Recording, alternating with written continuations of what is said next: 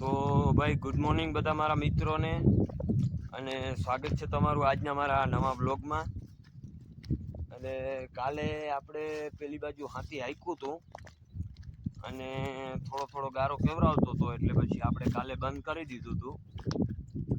અને આજે આપણે એમ થયું જરાક જોતા આવીએ, આજે વાતાવરણ થોડુંક મસ્ત છે, તો આપણે એમ થયું ઘૂમરો મારતા આવીએ અને જોતા આવીએ હાથી હાલે એમ છે કે નથી હાલે એમ.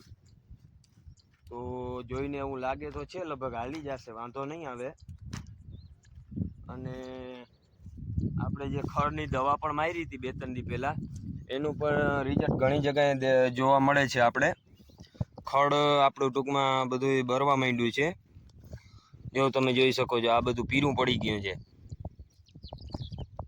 હવે આમાં કંઈ રહ્યું ના હોય, ટૂંકમાં આ મરવા માંડ્યું છે ખડ બધું. એટલે ધીરે ધીરે લગભગ બધો સફાઈઓ થઈ જાય, વાંધો નહીં આવે, આમાં ક્યાંય રહેશે નહીં. પણ તોય એમ કે ખરાર દીધી છે તો આપણે હાથી હાંકવામાં કંઈ વાંધો છે નહીં. તો આજ મારા વિચારથી જો બપોર પછી હાલવું હોય ને તો બપોર પછી હાલે, આમાં વાંધો ન આવે ક્યાંય. અને ખડ તો બધું લગભગ પીળું પડી ગયું છે, ધીરે ધીરે બધું મરી જશે. જો આમાં તમે જોઈ શકો છો, ખડ બધું બરવા માંડ્યું છે ટૂંકમાં.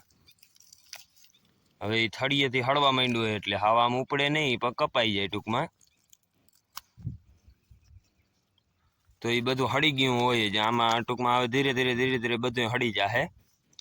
આમ ટૂંકમાં વાર લાગે. એગ્રાવાળા ભાઈ પણ કહેતા હતા કે ભાઈ આનો રિઝલ્ટ થોડોક મોડો આવશે, 10-15 દીએ તમને આમાં જોવા મળશે, એટલા માટે.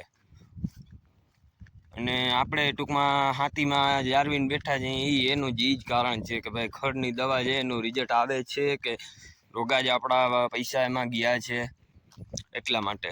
તો આપણે હજી બીજા ઓલી બાજુના ખેતરોમાં પણ દવા છાંટી હતી, તો ત્યાં પણ જરાક આપણે દવાનું રિઝલ્ટ જોતા આવીએ, શું છે શું નથી, દવા લાગી છે કે નથી લાગી, બધું જોતા આવીએ. તો ભાઈ આપણે બીજા ખેતરે પણ રાઉન્ડ ઉપર આવ્યા હતા, તો આ ખેતરમાં પણ ખડની દવાનો રિઝલ્ટ તો જોવા મળે છે ટૂંકમાં. ખડ આમાંય પણ ધીરે ધીરે પીરું પડી ગયું છે, આમાંય વાંધો નથી. જો આમાં ઈ જ છે, થડે આમાંય હળવા માંડ્યા છે. એટલે હવે આ ધીરે ધીરે બરી જાય, હળી જાય ટૂંકમાં. આ ભાગમાં તો બહુ એવો ખડ નહોતો, પણ તો એમ થયું કે વળી વરસાદ જો બ્રેક ના દીએ તો પછી ખડ બહુ થઈ જાય, એટલા માટે આપણે આ ખેતરમાં પણ દવા મારી દીધી હતી ખડની.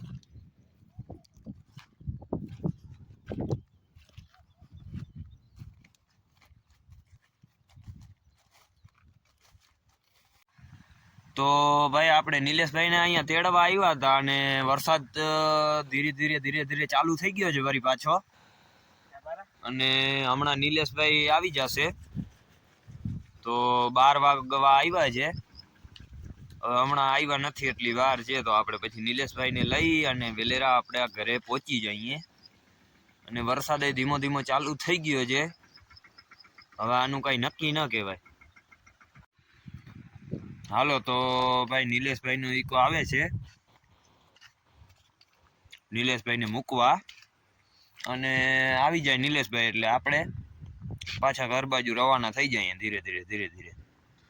વરસાદ એવું લાગે છે હમણાં પહોંચી આવશે, એટલે આવી ગયા આપણા નિલેશભાઈ સ્કૂલેથી. હાલો તો ભાઈ નિલેશભાઈ નિશાળેથી આવી ગયા છે. આજ ભાઈ બેગ તો હતો નહીં, આજે નિશાળમાં કાર્યક્રમ હતો એટલે નિલેશભાઈ એમને એમ ગયા હતા.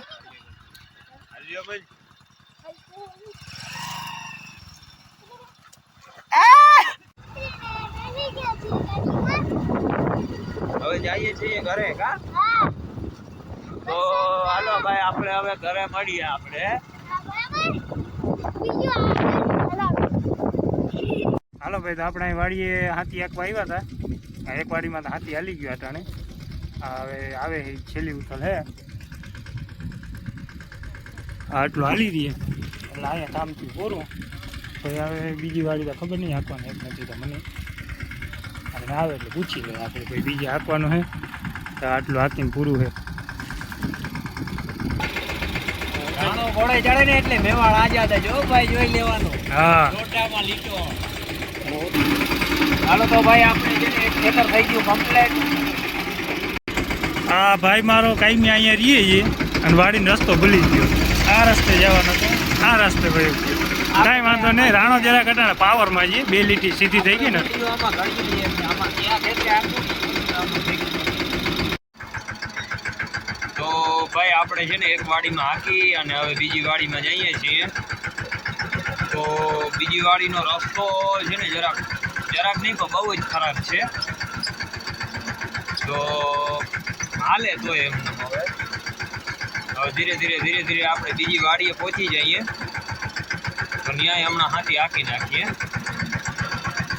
ઓલી વાડીએ તો વાર ન લાગી આપણે. હવે આપણે જાશું બીજી વાડીએ. વરસાદ એવું છે નહીં, ખરાબ થઈ ગઈ છે એટલે આપણે છે ને બીજી વાડીએ આપણે હાથી હાંકતા આવીએ. હાલી જાય એને ફૂંકાય ભાઈ.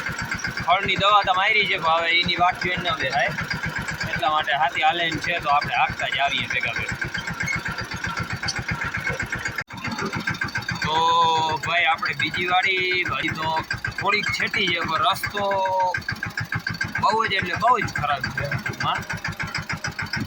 અને આને સુધારવાથી કંઈ ફાયદો થાય છે નહીં, કારણ કે આમાં પાણી બહુ જાય છે દર વર્ષે. એટલે આ પછી છે ને ધોવાઈ જાય છે. આપણે ઉનાળુમાં ઉતારી લઈએ છીએ પણ ચોમાસુમાં પછી આમાં પાણી બહુ જતું હોય છે, એટલા માટે રસ્તો બહુ ખરાબ છે આપણો. એ વરસાદ વહી જાય, ચોમાસું વહી જાય ને એટલે પછી આપણે પાછું સુધારી નાખીએ છીએ. ચાલુ વરસાદમાં તો અહીંયા ન રહીએ, કારણ કે જો આમાં તમે જોઈ શકો પાણી ભર્યું જ છે હજી પણ, એટલા માટે આમાં પાણી બહુ જતું હોય છે. જો પાણી ભર્યું છે અહીંયા જે આપણી બીજી વાડી. બાપા ઓલરેડી આવી ગયા છે. હાલો તો આપણે અહીંયા હવે હાથે હાંકી નાખીએ. તો ભાઈ આપણે વડે ઉપાડે ગયા હતા ઠેકટેડી લઈને વાં હાંકવા ઓલા ખેતરે. પણ ઓલા ખેતરે તો ગારો છે ને બહુ કેવરાવતો હતો એટલે ટેકડીને કાઢી માંડ આપણે.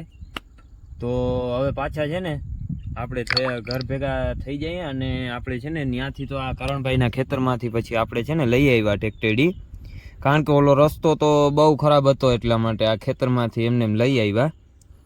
પછી કરણભાઈ કંઈક પૈસા માગતો હતો કે રસ્તાના પૈસા, ને મેં કીધું હવે ભાઈ એ કાંઈ અંદરમાં લેવા દેવાના ન હોય અને બધું એ માપે મેળે હાયલું નહીં એટલે બરાબર આપણે મજા આવે ટૂંકમાં. હાલો તો ભાઈ આપણે આપણા ઘરે પૂગી આવ્યા છીએ અને હવે ટેકડીને અંદર રાખી દઈએ. આપણી ગાડી પણ બાયણે પડી છે એને પણ અંદર મૂકી દઈએ. અને આજના બ્લોગને આપણે અહીંયા જ એન્ડ કરીએ. વિડીયો તમને સારો લાગ્યો હોય તો લાઈક કરી નાખજો, શેર કરી નાખજો અને સબસ્ક્રાઈબ કરવાનું તો ભૂલતા જ નહીં.